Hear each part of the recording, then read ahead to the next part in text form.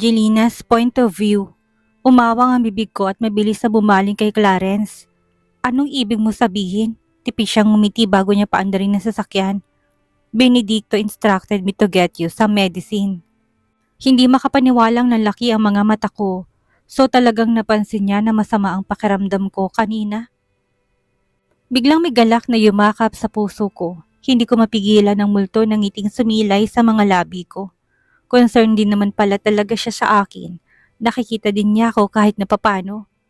Kumusta nang pakiramdam mo? Muling nagsalita si Clarence kaya muli rin ako napalingon sa kanya. Okay naman ako, Clarence. Salamat pa rin sa pagdala mo ng gamot kahit na inutos lang na Benedicto.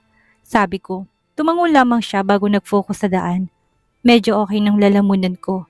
Kumakati-kati pero maayos naman. Sana hindi na lang talaga tumuloy dahil ayaw ko na talagang magkasakit pa. Tahimik kami ni Clarence habang bumabiyahe. Gusto ko sana hindi pa umuwi agad pero nangako kila Nana na uuwi ng maaga para kay Benedicto. Hindi ko maiwasang mag-isip, ano kayang ginagawa ni Benedicto ngayon? Nagpapahinga ba siya? Nasa kwarto ko lang ba siya? Nakikipag-bonding kila Nana? Parang hindi ako mapakali kung nasa kwarto ko lamang siya. Hindi dahil sa ayaw kong nandoon siya. Ayaw ko lang makita niya ang mga kalat kong naroon. Hindi ko pa naaayos ang ilan sa mga nabili ko kahapon. Salamat, Clarence. Sabi ko nang pagbuksan niya ako ng pinto. Bumaba rin siya at tila papasok din sa loob. Seryoso siya at hindi sumagot. Ganun naman palagi si Clarence, formal lalo na kung may kaharap kami. Napapansin kong saka lamang niya ako kinakausap at tinatawag sa pangalan ko kung kami lang talaga. Seryoso siyang tao at profesional, kaya naintindihan ko siya. Akala ko'y madadat na namin sila Nan at Papa Val sa sala. Gaya ng dati pero wala sila doon. Maging si Benedicto'y wala. Tahimik ang buong kabahayan. Lumabas kaya sila? Napatanong ako nang lumingon kay Clarence. Nagkibit balikat lamang siya tinignan ng kanyang telepono. Nandito na pala kayo, Clarence. Dito ka na kumain. Bumungad si Nanay Saling mula sa kusina. Naka-apron ito at mukhang busy sa kusina. Sige po, Nanay. Si Benedicto po. Nasa itaas. Hindi pa bumababa simula kanina. Ewan ko kung anong ginagawa. Ngumiti sa akin si Nanay. Butit na gawa mong pag-day off ng batang yon, Angelina. Ngumiti naman akong nahihiya. Magpapalit po ako. Tutulong sa pagluluto. Sabi kong naunang pumanhik na. May sinabi si Nanay pero hindi ko siya pinakinggan. Dali-dali akong pumasok sa kwarto. Akala ko'y madadatnan ko si Benedicto doon pero wala siya. Nakahinga ako ng maluwag. Sumilip pa ako sa banyo dahil baka naroon siya pero wala naman. Nagtaka ako. Saan kaya siya? Nasa opisina niya kaya? Well, buti naman at wala siya doon. Pumunta ako sa closet ko at kumuha ng pambahay. Yung komportable. Dahil talagang tutulong ako sa kusina sa ayaw nila o sa gusto. Maganda ang mood ko ngayon kaya magpipresenta akong magluluto. Gusto ko rin matikman nila Nan at Papa Val ang luto ko. Kung nasa loob ng closet ay napansin ko na buksan isang supot ng nabili ko kahapon. Kunot noong kinuha ko yun at tinignan, nakita ba yun ni Benedicto? Nawawala kasing isang canvas board ko. Bilang ko kasi ang mga yon at kulang na. Well, ipinagkibit balikat ko na lamang yon na makapagpalit na ako ay bumaba na rin ako kaagad para makatulong. Ano pong lulutuin, Nanay Saling? Mukhang alam ko ng putahe niya batay sa mga ingredients na nakaprepare. Pero syempre magtatanong pa rin ako. Mukhang marami rin silang iluluto ngayon. Marunong ka bang magmenudo, Angelina? Opo, unang-unang putahe na natutunan ko yon. Dahil paborito yon ni Papa. Para magpa-impress sa kanya, nagpaturo ako magluto. Pero wala rin namang nangyari sa mga effort ko. Nagkatingin na sila ni Lynn, nakangiti naman sila pero alam kong alanganin sila. Ako na pong bahala. Sabi kong pumunta na muna sa lababo para hugasang mabuting mga kamay ko. Nang matapos doon ay nagsimula na ako magluto. Hindi nila ako pinakailaman na makitang marunong naman talaga ako. Hindi rin ako nagsasalita kahit na kinakausap nila ako. Just on the safe side. Kahit na medyo nawala ang sore throat ko at okay naman ang pakiramdam ko ay naging maingat pa rin ako.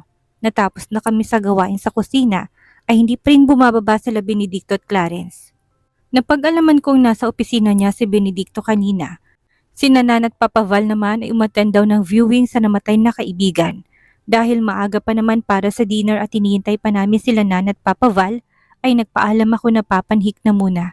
Gusto ko umpisahan ang pagpipinta ko. Buti na lang at nasa opisina pa nito si Benedicto. Malaya kang nailabas ang canvas ko at mga gamit.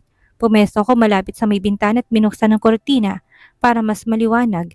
Sketch na munang ginawa ko. Mga likuran ng isang babae at isang lalaki.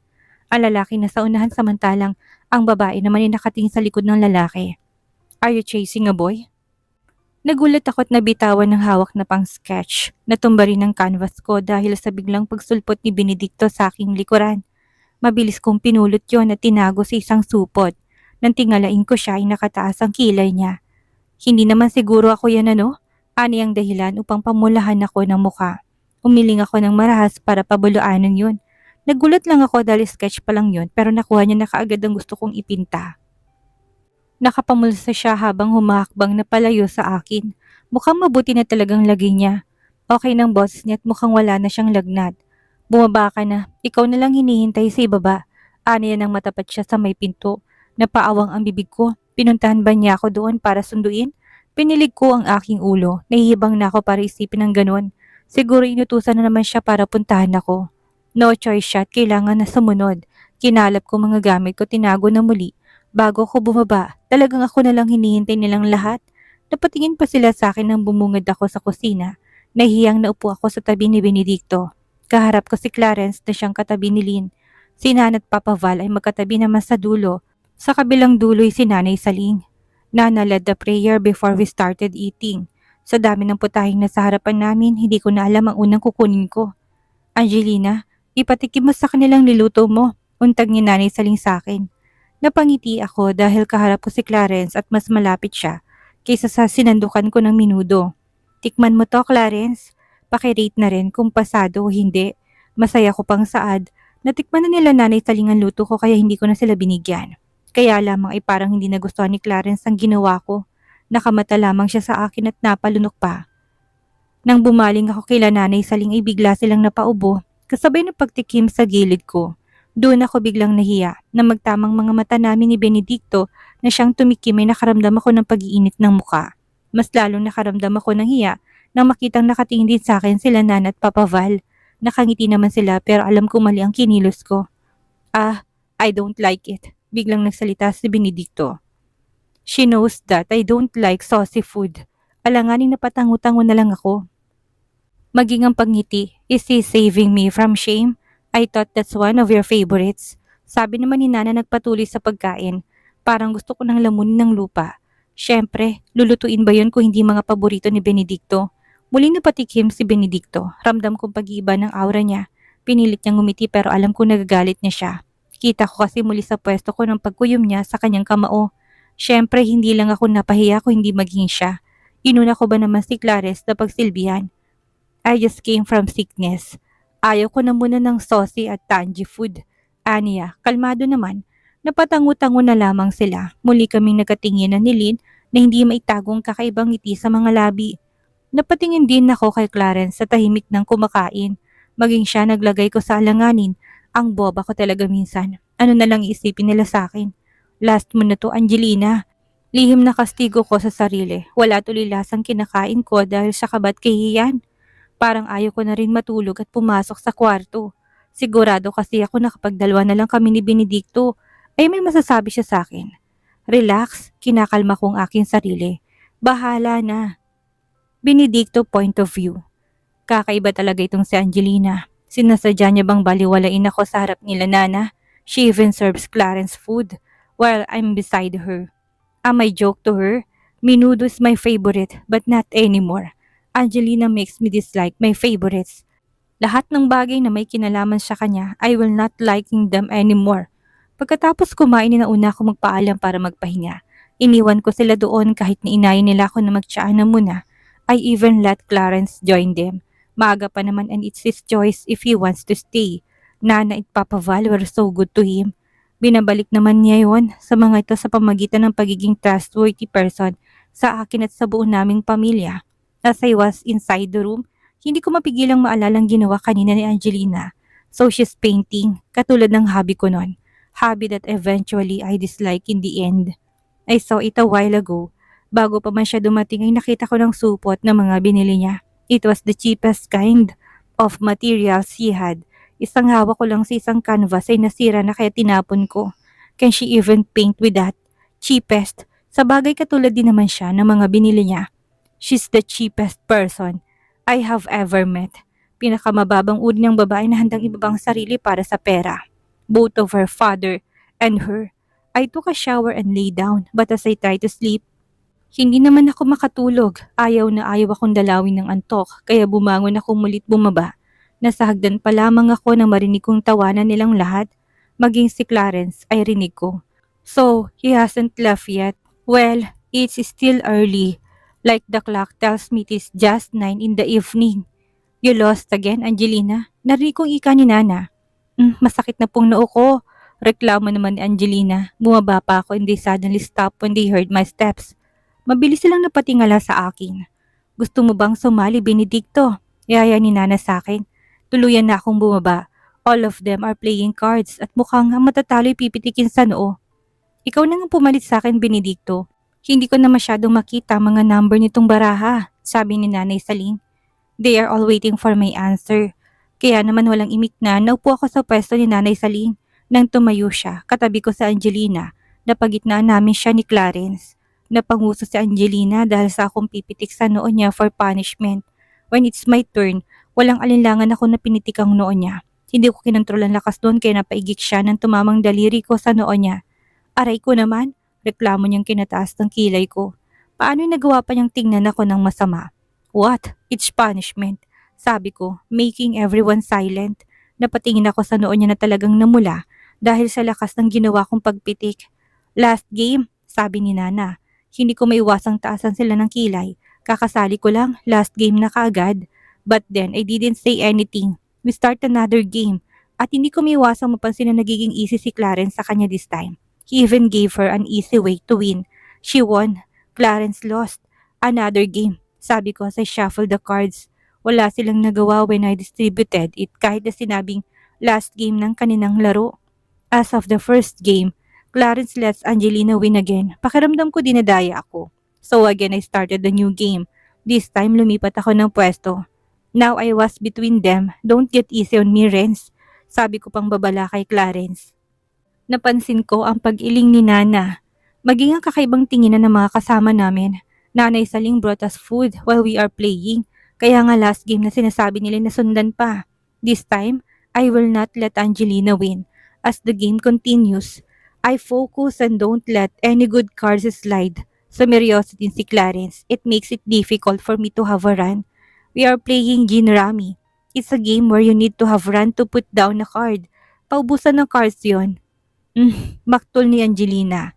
When I gave her a card. What? It not what you expected? Kako, walang pakialam ko marinig na mga kalaro namin. Go easy on her, Benedicto. Gusto mo bang si Angelina na naman ng maparusahan? Sabi naman ni Nana. Ngumisi lang ako bilang sagot. Nagpatuloy kami sa paglalaro. Napag-alaman kong Angelina sucks at this game. Lagi raw talo. So tama ako ng hinuha.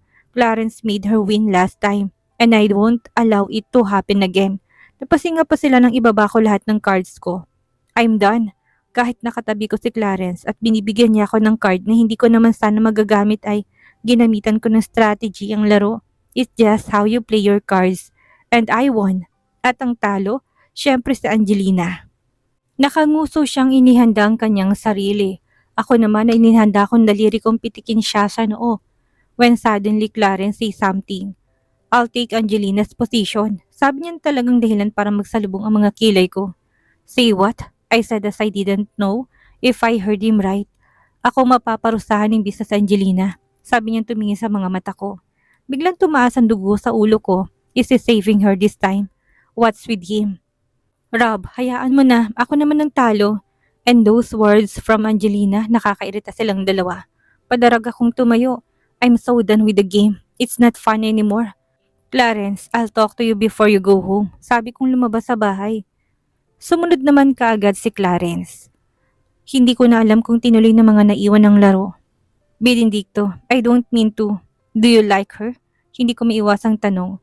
Or kailangan ko pa bang tanungin? I saw it. I feel it. May special treatment si Clarence kay Angelina. It's not what you think. Gusto pa niyang pabaluanan. I'm not mad, Renz. Pero payo ko lang as a friend, huwag si Angelina. She'll ruin your future, sabi ko. Pinamulsa kong kamay ko habang hindi pa rin siya hinaharap. Nasa harapan na kami ng sasakyan. Sumusobra ka na yata, Benedicto. Remember, she's your wife. Pagka ako natawa sa sinabi niya, he's really defending her. If you really like her that much, wala akong magagawa. Pero as you said, asawa ko siya. So restrain yourself. What you did in front of everyone a while ago was not good at all. Hindi siya nakakabuti sa'yo kay Angelina.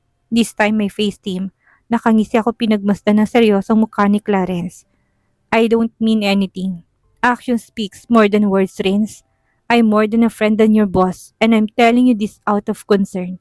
I know my place, Benedicto. I'm sorry if I made you jealous. Hindi ko na uulitin, he said as he stepped inside the car. Umalis siyang wala ng ibang sinabi, iniwan niya akong itulos sa kinatatayuan. Jealous? What the heck? I am not, but he left and didn't give me a chance to deny it. Fuck, I am not jealous. Who are they to make me feel that way? I'm just a concerned friend. Ikas ko kahit hindi naman ako naririnig ni Clarence. Angelina's point of view. Nang lumabas na Benedicto at Clarence ay tinapos na rin namin ang laro. Nagpaalam na rin sila Nana na mauna ng papanhig pagkatapos naming iligpit lahat. Maging sina Nanay Saling at Lynn ay nagpaalam na magpapahinga. Ako na lang ang natira sa sala at hindi alam kung mananatili ba doon para hintayin si Benedicto o papanhig na rin para magpahinga na. Ang ginawa ko yung una, naupo ako sa sala para hintayin si Benedicto. Bigla akong napabahing. Naku po, mukhang tinamaan ako. Bakit kung kailan nakala ko'y okay na ako, ay heto na naman ang sipon. Napasinghot ako. Sinalat kong legat noo ko. Aw, igik ko ng mahaplos ang noo ko. Medyo masakit sa bandang napitik. Sigurado ako namumula pa yon dahil masakit talaga. Napatayo ako na maramdaman ng pagpasok ni Benedicto. Nilingon ko siya na mingiti sa mga labi pero tinaasan niya lamang ako ng kilay. Pagkatapos nun ay nilagpasan niya ako para pumanhik na sa kwarto. Nakaiingos akong sumunod na lamang sa kanya pagkatapos kong mag-check na maayos na nakalakang pinto. Mabagal siyang naglakad. Bawat hakbang niya ay siyang hakbang ko naman. Nakasunod lamang ako sa kanya. Bawat hakbang namin ay unison. Sa mga paa niya ako nakatingin. Sinasabayan ko talagang pagkakbang niya. You know what? Nagulat ako sa bigla niyang pagtigil at pagharap sa akin. Sa gulat ko hindi ko natansyang sarili ko. Napabitiw ako sa pagkahawak sa hawakan ng hagdan. Napapikit ako dahil alam ko mahulog ako pero maagap na nahawakan ni Benedicto ang kamay ko. Hinila niya ako papunta sa kanya. Sa kaba at takot ko'y napayakap talaga ako sa kanya ng mahigpit. Nananadya ka ba talaga? Bulong yun pero napakadiin. Maging ang pagkakahawak niya sa akin. Parang handa niyang baliin ang mga buto ko sa katawan. My heart is racing. Parang may humalukay sa loob ng tiyan ko dahil sa pagkakalapit na naman namin sa isa't isa. I smell him. He smells so good na parang ayaw ko na humiwalay sa kanyang yakap. Yakap, nangangarap naman ako ng gising. At nagising ako dahil bigla niya rin akong tinulak palayo sa katawan niya. Napalunok ako na magkatitigan kami para akong lalagnatin sa paraan ng mga titig niya. Next time, atsyuh! Napabahing ako sa mismong harapan niya. Agad siyang napalayo na parang nandidiri. Are you sick? Marahas akong miling. No, tanggi ko. May nalanghap lang ako, sabi ko. Wala naman akong ibang ibig sabihin na masama. Gumawa lang ako ng dahilan pero nang amuyin niya, ang sarili sa harap ko'y pinigilan kong wag matawa. Wala akong ibig sabihin na siyang naamoy kong dahilan ng pagbahing ko. Mabilis siyang humakbang palayo sa akin. Hindi na nga ako nilingon pa, basta nagtuloy-tuloy siya papasok sa kwarto. Ako naman ay nakangusong sumunod. Para kaming aso at pusa, naglalaro ng bahay-bahayan. Hindi ko na rin maintindihan dahil awkward ang pagsasama namin pero heto kami, pinanindigan ng kasal. Kunwari sa harap ng mga taong masama namin sa bahay. Napahipo ako sa aking palasingsingan. Kasal kami pero walang singsing ang daliri ko. Umasa ka pa, Angelina. Hindi ka naman pinakasalan dahil gusto ka niya. Paalala ko sa sarili. Pipihitin ko na sanang seradura ng bumukas ang pinto ng kwarto nila Nana. Angelina, do you have a moment? Come here. Tawag sa akin ni Nana kaya imbis na pumasok sa kwarto namin ay humakbang ako palapit kay Nana. Nakangiti siyang hinawakan ako sa kamay at iginaya papunta sa loob ng kwarto nila ni Papa Val. Maupo ka, Angelina. Utos ni Nana na kagad kong sinunod. Si Papa Val ay sumilip mula sa banyo. May foam siya sa mukha at mukhang nag-aahit siya ng mukha. Nang makaupo ako'y may dinala si Nana sa aking harapan. Malawak ang ngiti niya sa labing tumabi sa pagkakaupo ko. Kinuha niyang kamay ko at tinitigan ng palasinsingan ko. Benedicto is really a bad husband. Hindi ka man niya lamang mabigyan ng singsing. Nana is smiling when talking bad about Benedicto. May bigla siyang binuksan at hindi ko mapigilang malaki ang mga mata ko nang makita yon. This is the precious ring your Papa Val gave me.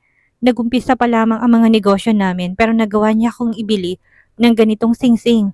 It's not that expensive pero nagawa niya akong bigyan ng ganito. Simbolo ng pagmamahal niya sa akin. Nakagat ko ang ibabang labi. Hindi daw mahal, it was a gold ring at may maliit na diamante sa gitna. Hindi naman niya masasabing mura dahil kahit na sinong walang yaman, hindi yun mabibili. Bigla niyang kinuha yun at nilagay sa daliri ko. Nahila ko pang ang kamay ko sa gulat. Nana, you don't need to do this, sabi ko. Alam ko may sentimental value sa kanyang singsing na yon, kaya bakit niya ibibigay sa isang taong hindi naman nila lubos na kilala na biglang naging asawa ng kanilang apo. Ngumiti siya, tinaplos ang mahaba kong buhok. You deserve a ring, Angelina. You deserve this ring. All I want you to do is take care of it. Ingatan mo sana to. This ring symbolizes true and deep love. And it represents you and your feelings toward Benedicto. Napatungo ako. Basang-basa talaga nilakot ang malalim na damdamin ko kay Benedicto. Can you promise me one thing, Angelina? Sabi niyang hinaplos ang mukha ko. Napapikit ako. The warmth from her palm was so calming. Can you stay by his side no matter what will happen in the future? Can you promise that? Tahimik ako, nagmulat ng mga mata para tingnan siya. Malamlam ang mga mata niya at mabigyang ngiti sa kanyang mukha. Promise me, Angelina. Ano man ang mangyari, huwag kang bibitiw sa pagmamahal mo. Huwag mong bitawan si Benedicto. You are the only person I know can make him sane. Lalo na kung wala kami sa tabi niya. Napalunok ako. Muli niyang hinawakan ang kamay ko. Napatingin ako doon. Kuminang ang singsing na nasa kamay ko. Sukat na sukat yon sa daliri ko. Promise me, Angelina. Untag na muli sa akin ni Nana. Muli akong tumingin sa kanya. Nana, pangako po.